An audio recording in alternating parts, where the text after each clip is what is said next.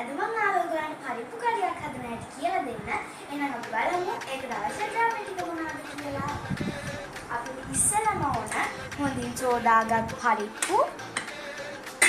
ඊට පස්සේ 3-5 මිරිස් කුඩු, කහ කුඩු, garlic, onion, රම්පේ කරපිංචා, අමු මිරිස්, සේර, කුරුඳු කෑල්ලක්, වතුර ටිකක්, මිටි කිරි ඒ ටික තමයි අවශ්‍ය වෙන්නේ. අපි බලමු අපි අකි කොහොමද අපේ පරිප්පු කරිය හදන්නේ කියලා.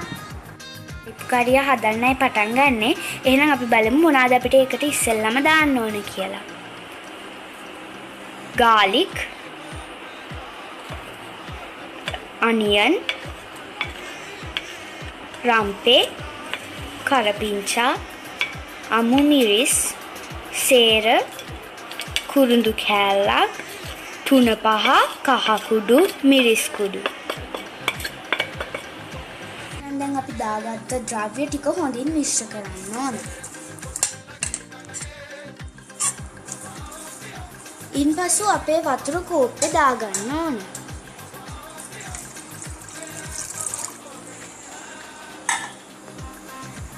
හොඳින් කවලම් කරන ගමන් ලිප ඔන් කරගන්න ඕන.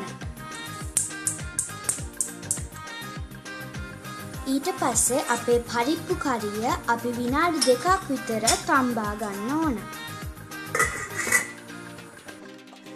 අපේ පරිප්පු ඇට ටික හොඳින් තැම්බිලා තියෙන්නේ. දැන් හොඳ සුවඳක්කුත් එනවා. අපි දැන් අපේ මිටි කිරි ටික දාගන්න ඕන.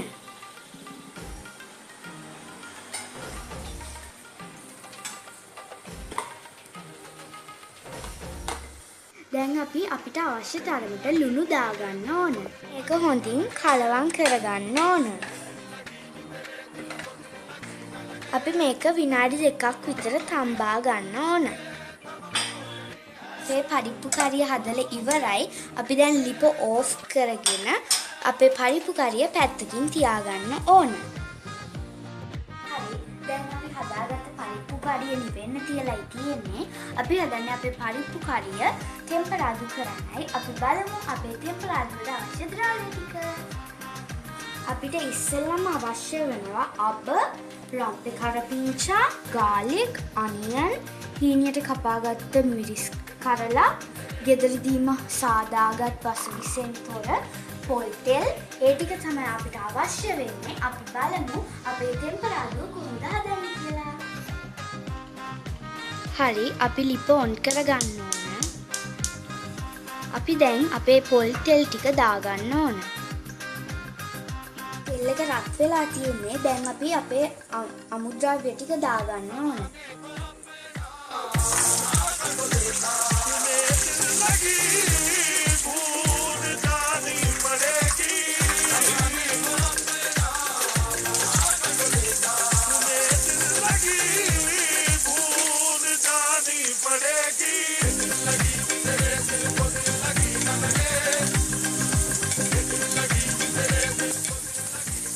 දැන් මේ ටික බ්‍රවුන් කලර් වෙනකන් හොඳින් දැද ගන්න ඕන.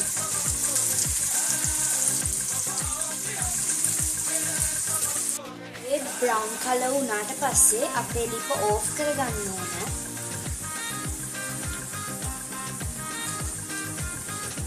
ටෙම්පරාදු අපේ පරිප්පුවට දාගන්න ඕන.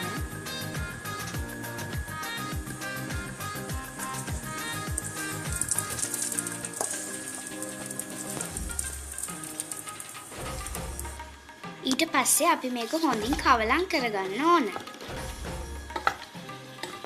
ඒක සර්ව් කරගන්න හැටි බලමු.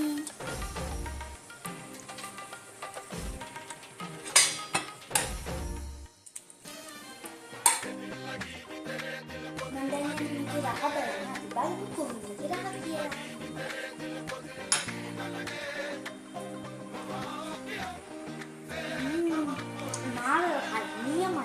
හරිම ආසයි. මට පොඩි දෙයක් කියන්න තියෙනවා. මම ඔස්ට්‍රේලියාවල ඉන්න නැන්ඩි මාමී මට රික්වෙස්ට් එකක් කළා.